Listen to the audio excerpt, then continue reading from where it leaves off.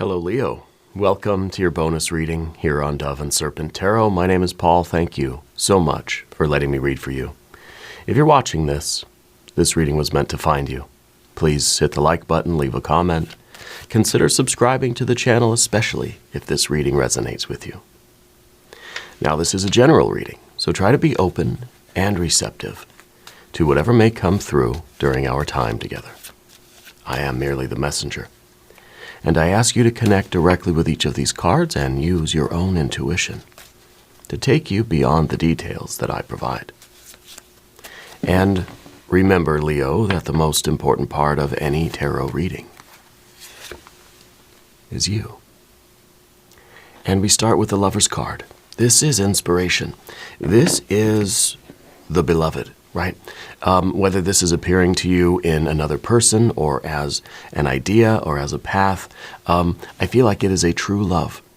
And it's ultimately a union with your true self, God, goddess, deity, whatever you want to call it.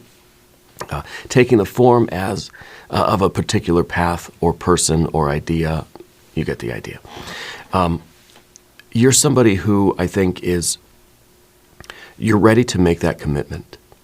You know, you're ready to commit to either a new path or your person or your job, your idea, yourself, your true self, the universe, God, goddess, deity, whatever you want to say, right?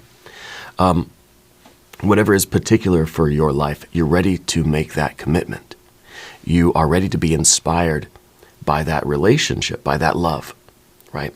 Now, this doesn't have to be romance, so please put your pitchforks away.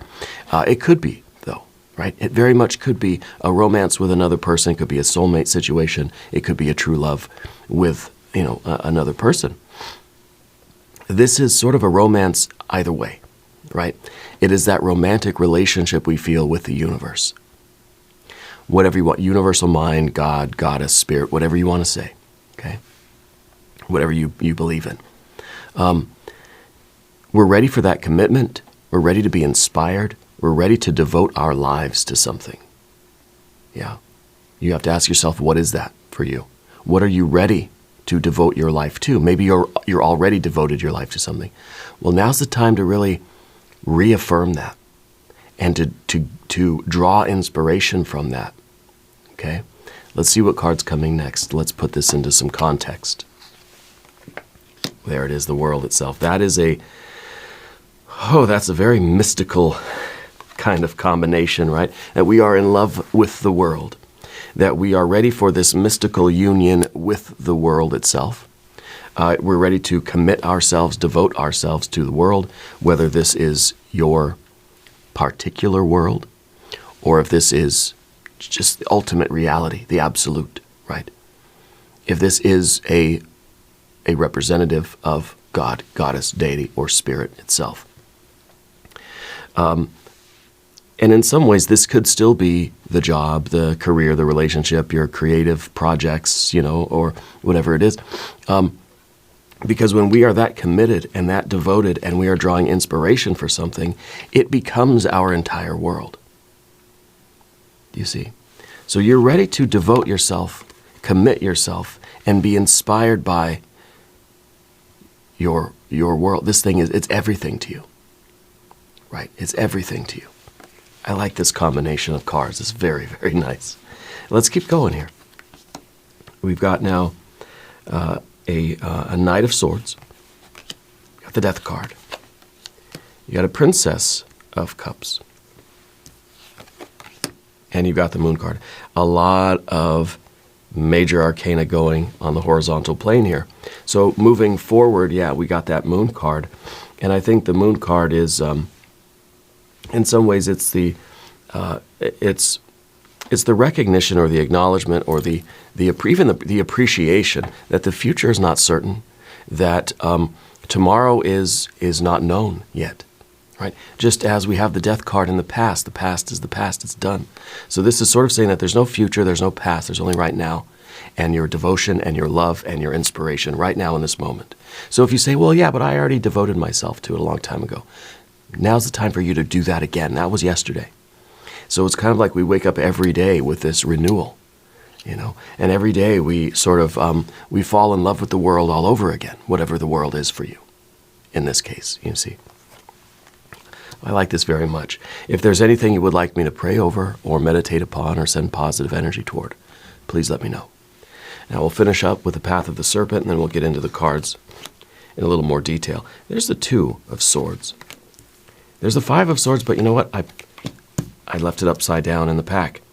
So that's very interesting, that this is the wrong side up. See, usually I flip the cards over this way, but this card was already upside down, and therefore we're getting it with a point on top, and that I think is very, very good. I think that's a great omen. How we have a Six of Wands and a Four of Swords. A lot of Swords cards popping up here, right? Because even if we have this devotion, and maybe right now you do have this commitment, this devotion to something, but maybe the problem has been that we're not feeling so inspired by it anymore, that maybe we are thinking a little bit too much about the future and or the past, and thinking, well, it was much, when I first started this thing, it was so good, or we're thinking, gosh, tomorrow, what if tomorrow's terrible? What if tomorrow it's not here anymore? What if it gets taken away? What if I lose it? What if it's, etc. And so the mind starts worrying about all of these things. The mind starts really feeling kind of a defeat, a sadness, a sorrow, okay, about this thing, something as magical and as beautiful as this devotion and this union, right, and this inspiration. How could we possibly feel sorrowful about this? Well, whenever we have the existence of something, we feel the presence of something, our mind will automatically, you got the Two of Swords, our mind will automatically think of its opposite. And in fact, that's a necessary balance of the mind, right? I'm so in love, I'm so happy, I have this union and this relationship or this commitment right now. There's a time where I may not have it. It may be gone. Maybe I didn't have it yesterday, maybe I won't have it tomorrow. And if we get stuck on yesterday or tomorrow, we're going to feel that sadness and that sorrow, okay? And this is all a mental thing. Yeah. And so I think the Two of Swords here is interesting because it's kind of showing that we're separating ourselves. We're able to make a distinction between what's happening right now, what I'm consciously aware of, and what may or may not happen tomorrow. We're cutting off even the worry at all about the future. It doesn't mean we're not planning and we're not going to do the right things today in order to make the future the best it can be, but we're not worrying about it, right? Let's select our mystery card, bonus card, confirmation card. This is a random card from the Smith-Waite Tarot. This is the factor infinite and unknown, and we're going to set it down right here with Dwight K. Schrute right on top. Bears beats Battlestar Galactica. All right, now we're not going to look at that card until the very end, but it will tie everything together, and it will give us the confirmation that we need at the end of the reading. If you have a prediction for that card, put that in the comments as well. Let's exercise our intuition. Yeah. Let's take a look around the room. We have a balance, I think. We've got our majors, 4 major arcana energies. We have a little bit of fire. We've got a little bit of water. We've got quite a bit of air, see. We don't have any earth energy. Because I feel like what you are worried about right now, what the sort of mental difficulty is not related to anything that's happening in the physical world right now. This is the thought of something, right? It's not something that's actually taking place. You didn't get bit by a spider. You didn't get bit by a dog. You didn't, it's nothing particularly related to the reality of this. Okay, I think we're perceiving the potential for things to go wrong. We're thinking about, we're bringing to mind, right, all the ways that this could be kind of a disaster. Well, that, I guess, would be this card in its usual position with the point downward. But see what you're doing, and that's why this card came out upside down, which I think is sort of right side up, right? Because you've got that. The point of spirit is at the top. That means that, let's look at it this way first. This is the spirit being sort of buried underneath the rest of the elements. Okay? Our our consciousness is getting sort of buried under the situation itself, the thoughts, the feelings, and all of these things that are sort of overwhelming the spirit of something. So we're unable to really enjoy something. We're unable to be fully present. We're unable to be free and light and fully conscious because something's weighing on us, right? But this way, it's kind of like no matter what happens in the mind, the spirit is up here on top, right? The consciousness, the awareness, the love, the devotion, the reality, right, has risen above the elements themselves, right? The thoughts, the feelings, and all this sort of thing, and even the physical reality of something. Okay, so it's kind of like we're putting spirit back on top. We're letting spirit take the wheel here, and we're understanding that the true nature of this situation, this love, this devotion, this commitment, is something that is existing on a higher plane. Okay, and I think in our thoughts we're trying to be aware of that. Yeah, we may have thoughts about the past, worries about the future, but we're sort of looking at that from above. We're putting that sort of down below, and we're able to perceive something more pure and more real. And that, of course, is your devotion, your union, and your inspiration with whatever your world is right now. Okay? So I sort of like that we have that card upside down. I think it's a good card to have like that. Down beneath the surface here, we've got the Knight of Swords. This, because all the knights look at the future, right? And this is the card I think that's sort of, it's good and bad at the same time. We don't want to get stuck in the future because then we're so worried about where we're going that right now is miserable. Right now gets neglected and ignored, right? But we also, with this card, we need to be able to sort of plan out the future and understand, not dwell in the future, but to realize that every thought, word, and deed, right now, presently, in this moment, is going to create the future. So we sort of have to project our mind and say, okay, what is the life I want to have? Who do I want to be a year from now, let's say? And then we get that picture. We work our way backwards. And he goes, okay, I know what I need to do right now in the present moment. Every present moment. This present moment, and then the next one, and the next one, and so on and so on. Always staying in the moment, knowing that we're doing the right thing to create the future that we want. So we're not living in the future, dwelling on it, worrying about it, fretting over it, which would be some of this, right? That we are free to live in the moment because we know that if we do what we're supposed to do right now, present moment stuff, staying in this here and now, the future's going to materialize the way we intend, right? And I know that's not absolute. There are other factors involved, but that's something that I think we just have to accept as a given condition of life. That despite our best efforts and doing everything the right way right now, nothing is guaranteed. And I think that's part of our worry with that moon card, because we get a little afraid of the future. Every moment is a dark, scary forest in front of us. Okay? And let's go to the Death card first, I guess. Right? The Death card behind you, I feel like you understand what it takes to have to let go of something. I feel like you've been through that. I don't know who's the contemporary, who's the person in your life that was about the same age as you, or they would still be the same age as you. I feel like they've passed into spirit already. It's not often that the Death card actually represents death, but I feel like you have some acquaintance with loss in that way.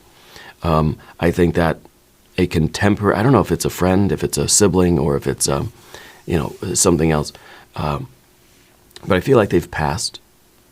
Okay, and So I'm getting this feeling that you're familiar with that kind of loss. You're familiar with the feelings. And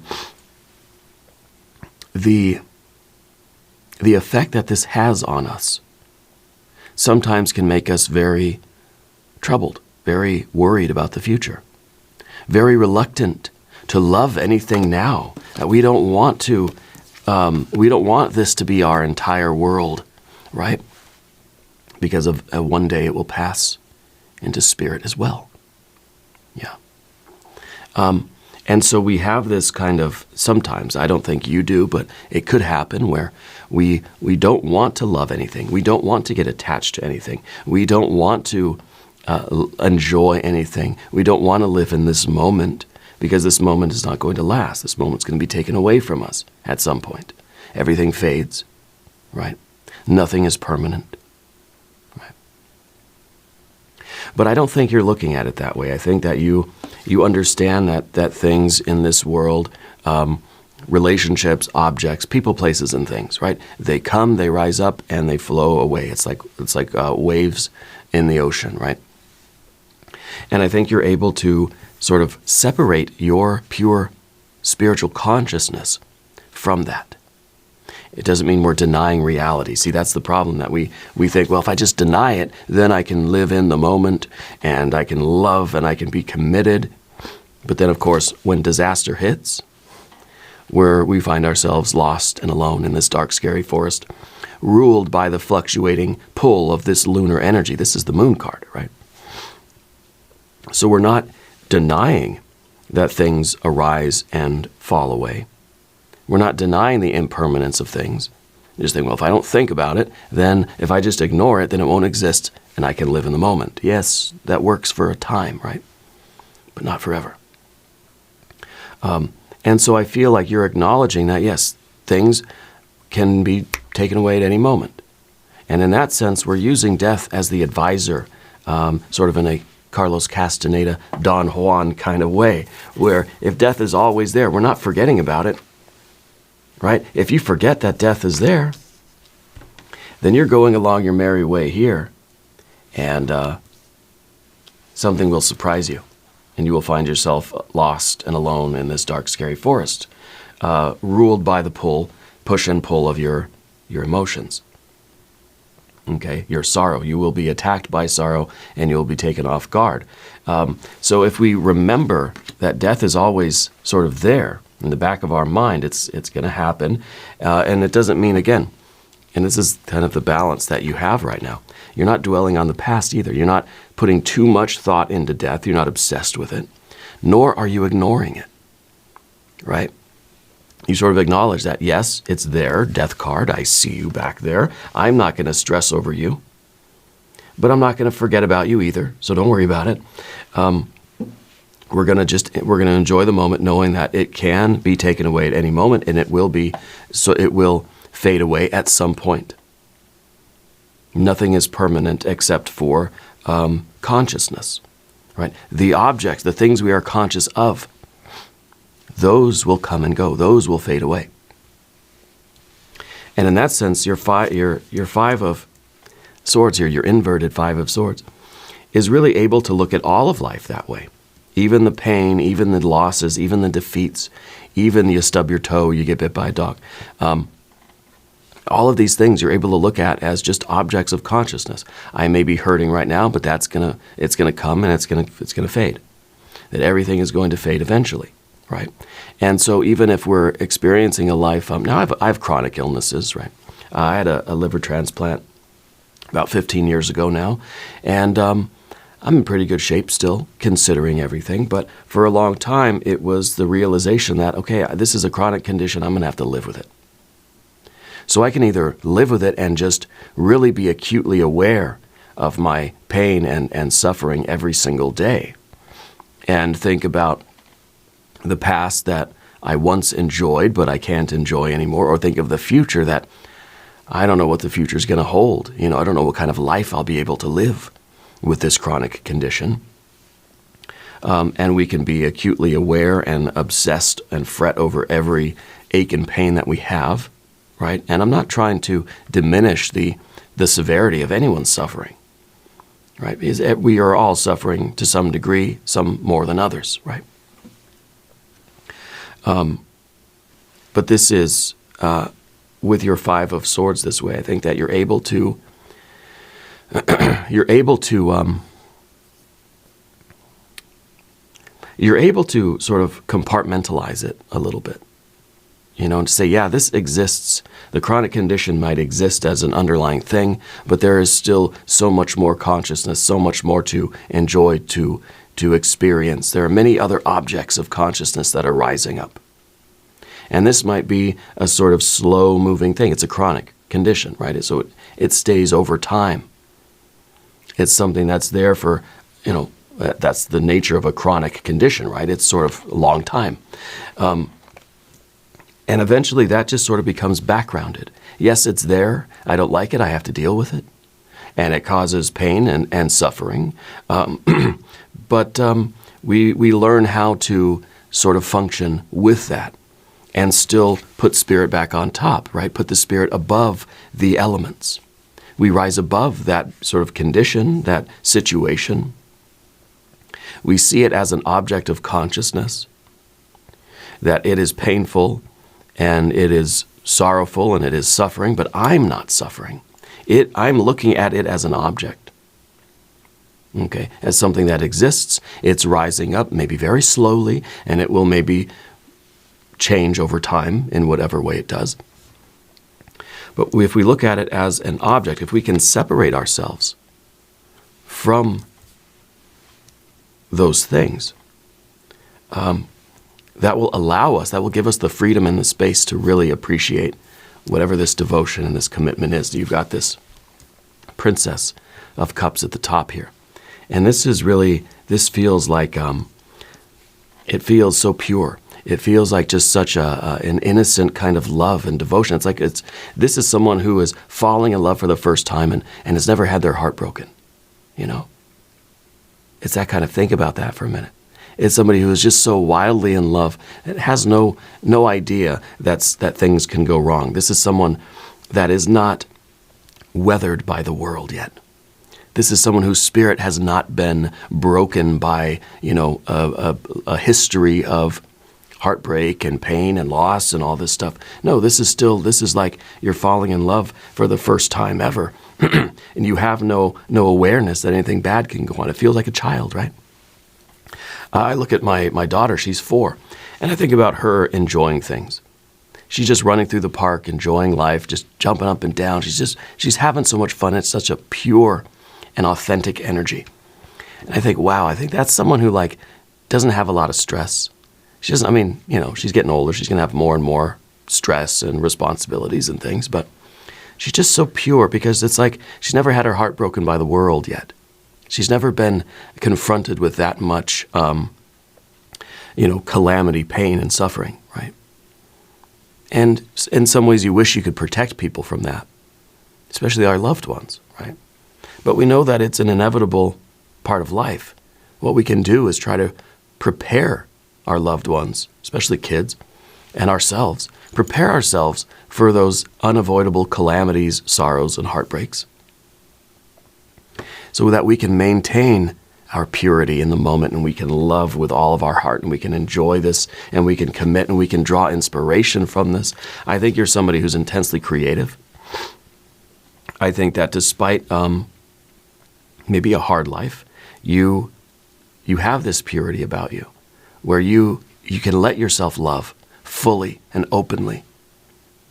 Almost like it's your first time, like you've never experienced heartbreak before,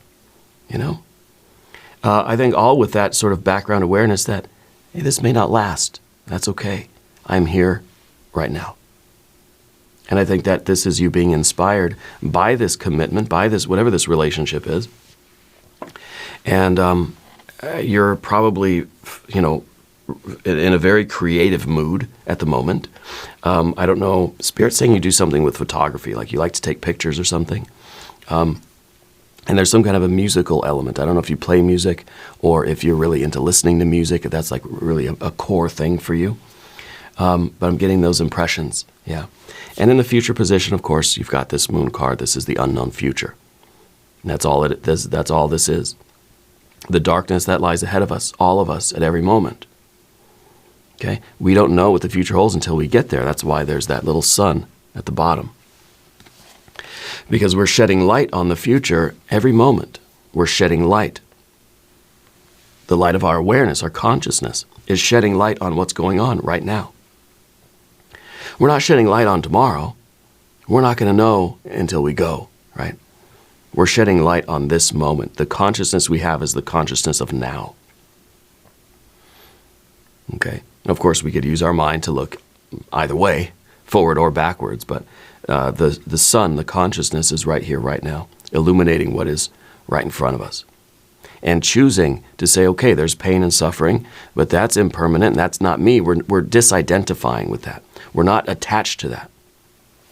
And that brings us to the path of the serpent. By the way, if you haven't subscribed yet, please do. It's free, supports the channel, and I really appreciate that. So, your general energy is the Two of Swords. It's your ability to differentiate. Your ability to sort of separate feelings from thoughts, and perceptions from attachments. So we're able to look at the here and now in life. And you're able to separate yourself and say, yes, I'm experiencing, even when we say, okay, I'm experiencing joy, I am not that joy. It's an object that I'm experiencing because you are pure consciousness. You are experiencing that joy. And with that, it's going to rise and it's going to fade away. And it's like you're watching the waves of the ocean go by. The same thing with pain and sorrow. Right? We're here as this eternal consciousness witnessing. And so we're able to not identify. Sometimes maybe we want to identify with the joy and the bliss and the love, right? And I think that's pretty much what this card is doing, the Princess of Cups. But with that comes the risk that we will identify with that emotion, that feeling, let's say of joy, but of sorrow too. We identify so strongly with that love and that joy that we forget that we're separate from it. And we feel that it is us. And that when things go wrong, if things fade away over time, right? The impermanence sort of makes itself known. We feel as if we are sort of dying. We feel as if we are being diminished. That we are fading away because we are it. If we're so closely identified with the feeling, then when something else happens, right, it's really going to affect us. So we have to be careful with identification. This is your ability to separate yourself from that. And it doesn't mean that we're not going to live in the moment and feel the joy as purely and maybe as closely identified as we want. But we're going to have the ability to separate ourselves out from that and realize, okay, I am not these objects. I am pure consciousness. I am witnessing these objects. And I can choose to enter into combination with them if I wish. But I have to know that eventually the impermanence will take over, and I've got to separate myself out from that. Okay? So I like this as your general energy. I think it's very, very good. In your environment, in terms of the objects that you are witnessing, you've got the right idea, right? Because you're putting spirit back on top. You're realizing that your pure conscious spiritual awareness is and must be sort of above and beyond, on a higher plane than the elements, right? The world of the elements, right? The fire, water, air, and earth of the physical world, of the mental world, of the emotional world, right? Of our manifested reality. The conscious spiritual awareness is sort of above and beyond that, okay? So you're letting spirit take the wheel, and it's kind of like you're a little bit detached, really, right? Witnessing life and choosing to engage in that. But if we're stuck like this, then we forget. We forget what we are and who we are. We lose ourselves under the confusion, under the swirl, under the admixture of elements. We lose ourselves in there, and we start to feel like we are the elements. We are the physical, material, manifested reality. Okay, but you've got this card this way, which this is rare. Okay, this doesn't come out. None of my cards come out reversed. I don't read reversals. Don't need to. The cards are light and shadow depending on their relationship with each other and the position they're in with the spread. Okay, but when we get something upside down, it means something important because it rarely happens, right? When something happens all the time, it starts to not mean so much. Okay? When something happens very rarely, it's saying, okay, pay attention. Yeah, and that's why I don't read reversals. So I think this is really, this is a bit of control over our thoughts. We're able to witness our own thoughts even as objects of consciousness. And we can kind of see like, wow, there's been a lot of trend in my thoughts. I've been thinking about this in this particular way for a while now. And whatever we think, that is what the universe will mirror back to us. Okay? So we think positive thoughts, the world will be a more positive place. We will find joy and positivity out here. If we're thinking negative thoughts about everything, we will witness more negative things. Right? What you hold in your mind, you're going to end up holding in your hand, even if you don't want to hold it. Even if it's a bunch of bovine excrement, right? You don't want that in your hand. No, go wash your hands. Spirit's telling you to have faith in your talents. The Six of Wands here in your obstacle. You're a winner, okay? You have skills and abilities, and Spirit's telling you that you will be successful at what you're doing. And I don't know if this is related to our commitment, our choice to marry ourselves to this world, right? Or to commit yourself to this thing, this path that is your whole world. But Spirit's saying that you have a lot of talent, and you need to have faith and trust in your talents. Have some confidence because you're good at what you're trying to do. Okay? And that's a strong message coming in. It's saying, don't doubt yourself for a minute. You get out there and you do it with the confidence that you know what you're doing. You got the skills, the talents, you've practiced. You know, I feel that you've had a lot of struggle. You've trained at something. I don't know. Maybe this is with the music thing or whatever the inspiration is. Whatever it's sort of leading you to do, okay? Spirit's saying to reevaluate those long-term plans. See yourself in that successful position. See yourself sort of winning. See yourself triumphing over the adversity or the competition or against your own self, right? See yourself in that winner circle, having accomplished this. Now, I don't think you're in competition with other people, but with yourself. Okay? You've got the positive attitude. Believe in yourself that you're going to be able to do this. Okay? The next card is the Four of Swords at the end there. And really, I feel like the result of all of this energy is really just kind of a peaceful mind. You know? We have the stress in a Five of Swords. Either way, the Five of Swords rolls upside down, right side up, sideways, doesn't matter. It's stress. It's a movement of the mind. Okay? And it's a movement, we're thinking. That's all this card is about. It's thinking.